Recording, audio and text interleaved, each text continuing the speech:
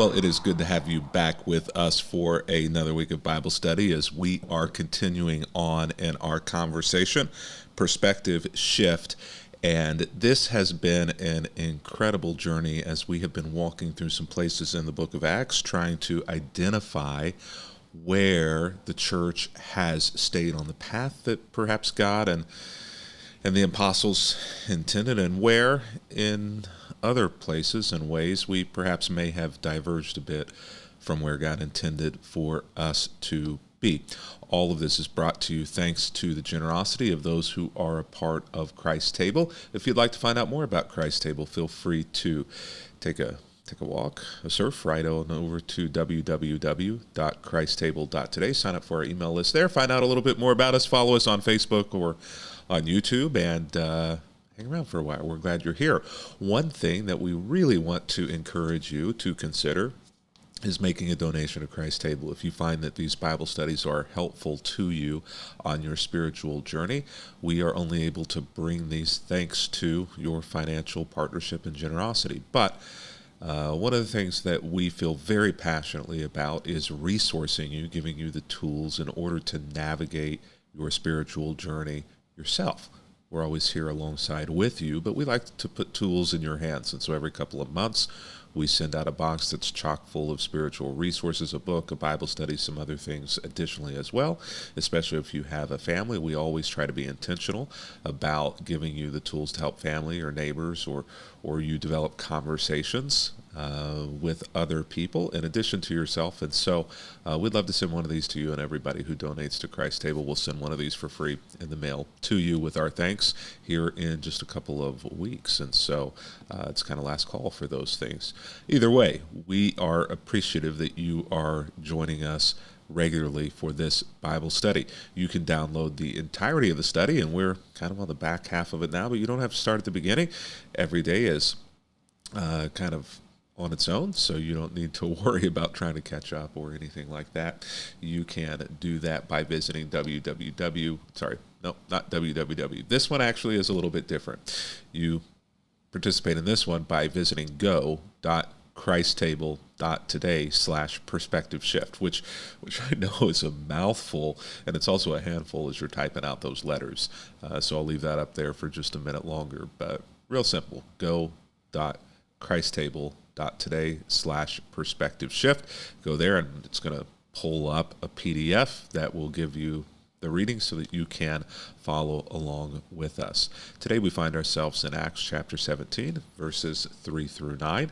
We started this conversation a little bit yesterday in our Sunday service, but we are going to jump right back into it. So let's dig in.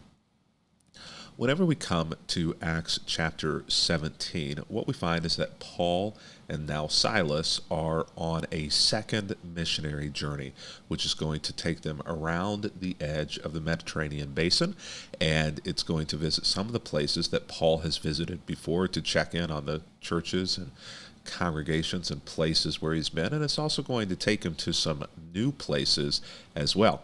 It's interesting, something that's said is everywhere that Paul visited, it started a riot, and that is a little bit of the truth, because it seemed as though the message that Paul was taking was not always well received by the people in the city. Now, you may think that the message wasn't well received by the people who were atheists, who were agnostic. That's really not the case. In fact, there were very few, if any, people who were atheist or agnostic in those days. Everybody believed in God, but they believed in lots of gods. And so the fact that Paul was teaching about one God was unique. The Jews taught that, though, as well, that there was one God, and so the Jews practiced monotheism. But the rub in most of these cities wasn't that Paul was preaching any God, and wasn't even so much that he was preaching one God, though that rubbed people wrong. It kind of seemed a little exclusive and a little exclusionary.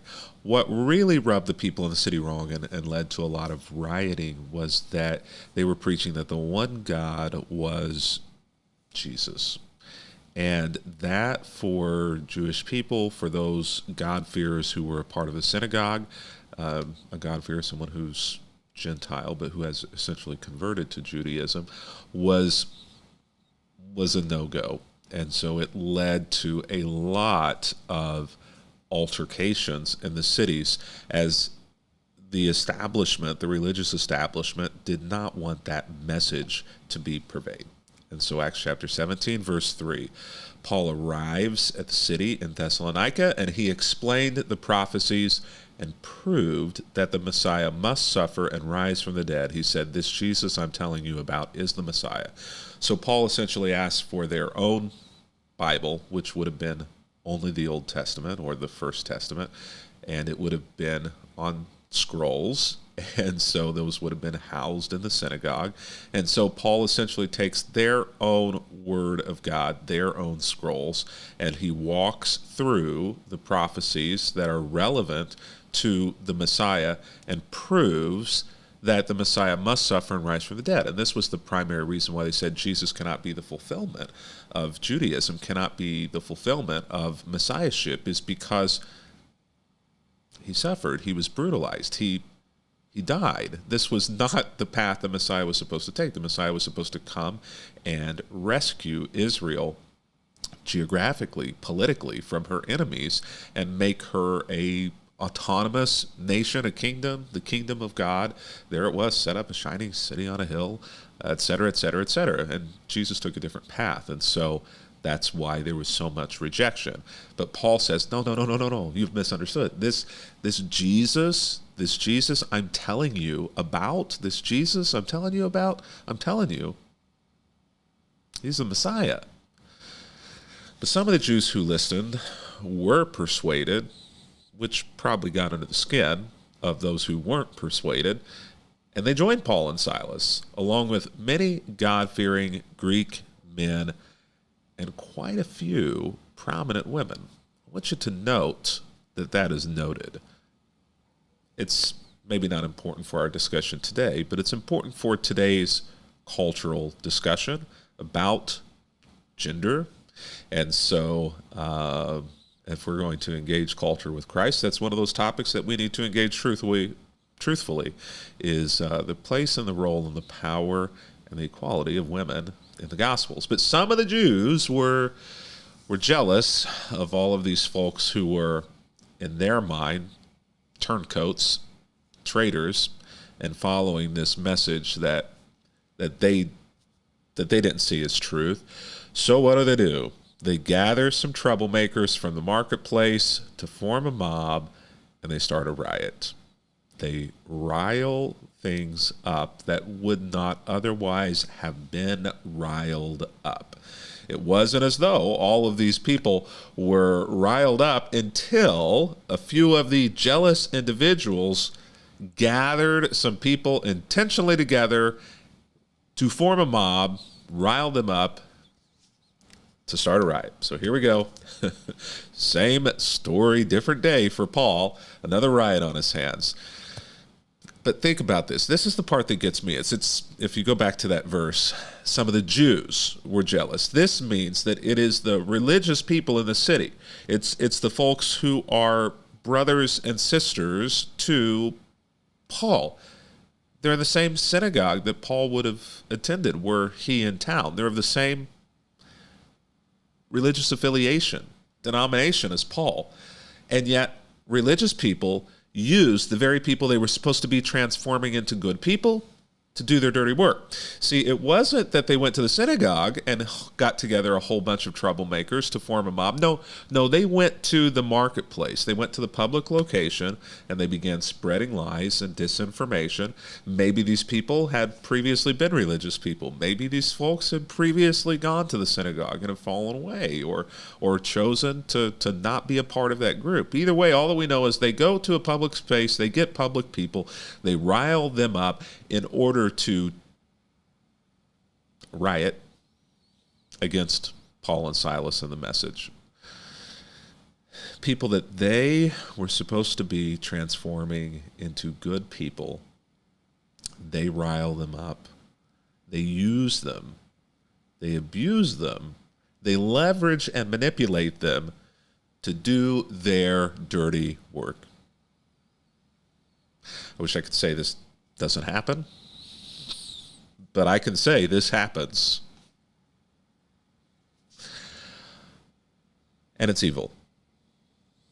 Don't be surprised whenever people who are supposed to be good, religious, faith-filled, kind, compassionate, loving, merciful, grace-filled people show a terrible side of themselves by bringing other people into their madness whenever they become jealous or whenever they become filled with hate. And don't be surprised whenever the people who they pull into their madness, into their hate, into their mob mentality are people from the edges, people from the fringe, people who don't know the whole story or don't know what's going on and don't know enough to ask a few questions and find out where the real truth is.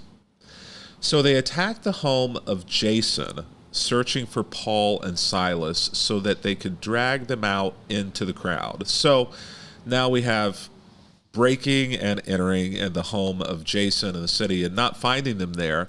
They drag out Jason and some of the other believers instead, and they take them before the city council. So now simply for housing them, for allowing Paul and Silas to stay with them for a few days while they're in the city, now Jason is in trouble. Paul and Silas have caused trouble all over the world, they shouted. This is both true and not true. It is true in the fact that Paul and Silas have incited lots of riots and pushback and have been in trouble in city after city after city. What is not true about this is that there were any grounds for this trouble. Maybe you've experienced this before, where people say, well, they've had problems at their last job. They've had problems at multiple jobs. They've had difficulty in other schools. Other relationships, other friendships, there have been problems. You know what? That other marriage, that other date, this person has a history. And well, if they only knew what really happened at that last place of employment, not what's said to have happened, but what really happened, if they knew what really happened in the household of that last person that I was living with or that last person that I was married to, if they only understood that last friendship circle, that last community that I was living in, if they only knew the truth, they would know that I'm the victim here. But you know what? Mobs don't care. Mobs don't care. They want to pretend to be the victim so that they can take out their revenge and their violence on the person whom they want to victimize. Darvo, deny, attack, and reverse victim and offender. And now they're here disturbing our city too, and Jason has welcomed them into his home. Can you imagine? Jason has welcomed them into his home.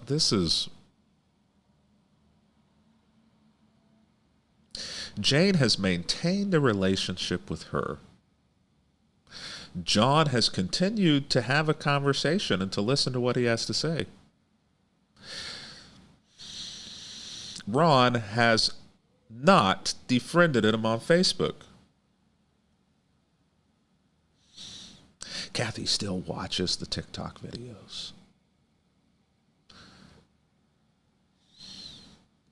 Don't be surprised when your kindness and your compassion and your Christ-likeness is used against you in order to incite a mob. Why? Because turmoil is often the result when the gospel challenges people to change their lives. Whenever you live like Christ, whenever you look like Christ, whenever you talk like Christ, whenever you teach like Christ, you know what's going to happen? You are going to receive what Christ received. And that is, sadly, oftentimes suffering. Don't be surprised whenever you do the right thing and you reap from the world the wrong in return. Don't be surprised whenever you teach the right thing and live the right way, and you reap from church people, a great challenge. It's sad. The game hasn't changed, unfortunately, with those who are jealous and with those who want power. They're all guilty of treason against Caesar. The charges just keep growing here. For they profess allegiance to another king named Jesus. The people of the city, as well as the city council, were thrown into turmoil by these reports. So the officials forced Jason and the other believers to post bond, and then they released them. So anger over opposition is a trap that many fall into, but remember that nobody gets out better than Jesus. You're going to have opposition, and anger, I think, is it is an acceptable response to it, but in measure. Especially if that anger is anger at God. God didn't do this. These idiots did that. It wasn't Jesus that caused people to do that to you because of his message. No, it was others who did that to you because of the message of Jesus. It's not Jesus' fault. It's not God's fault. That's their fault. They have to own the way that they've acted. Don't let them off the hook by blaming God. Don't let other people off the hook for their actions by blaming God. It's a trap that many of us fall into. But remember, Jesus said, if you follow me, you're going to suffer. You're going to walk the same roads that I walk because, it wasn't about Jesus. It's about the way that Jesus lived and the way that Jesus taught and how countercultural they were. And whenever you assume the same message, whenever you assume the same posture, it is just as countercultural as Jesus was, and it is just as hated as Jesus was, and you are going to be the target of destruction, just as Jesus was, by religious people, not God's people, but by religious people. You're going to be targeted by them, just as Jesus was.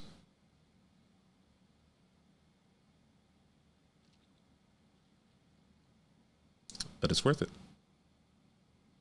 At least it's worth it for me. You have to make your own decision whether or not you will follow in the footsteps of Jesus. But know what you're getting into, but you have a choice to make. You can either be the victim or you can be the oppressor.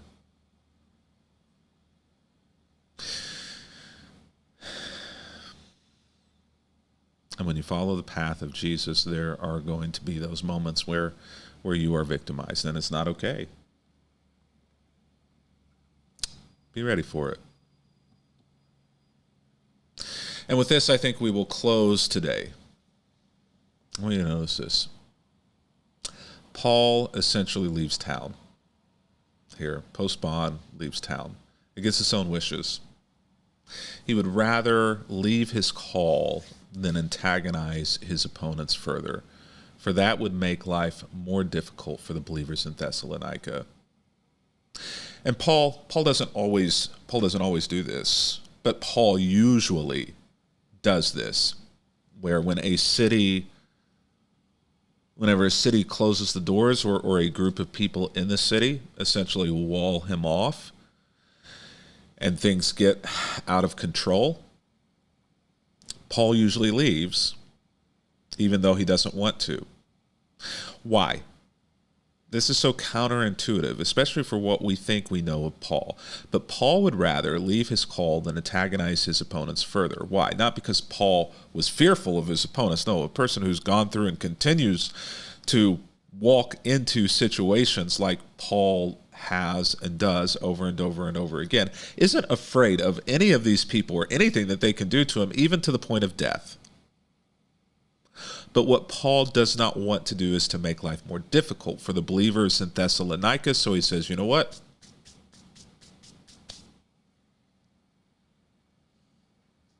I'm done. And Paul walks away to somewhere else that perhaps will listen.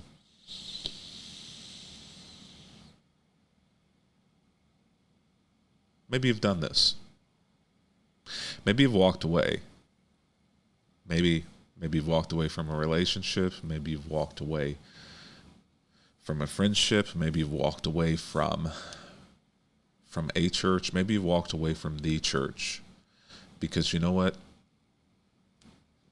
You were just done, and you weren't going to antagonize, or worse, you weren't going to allow other people to be brought into the web as they go into the marketplace to rile up people who have nothing to do with it and who are in danger spiritually of being affected.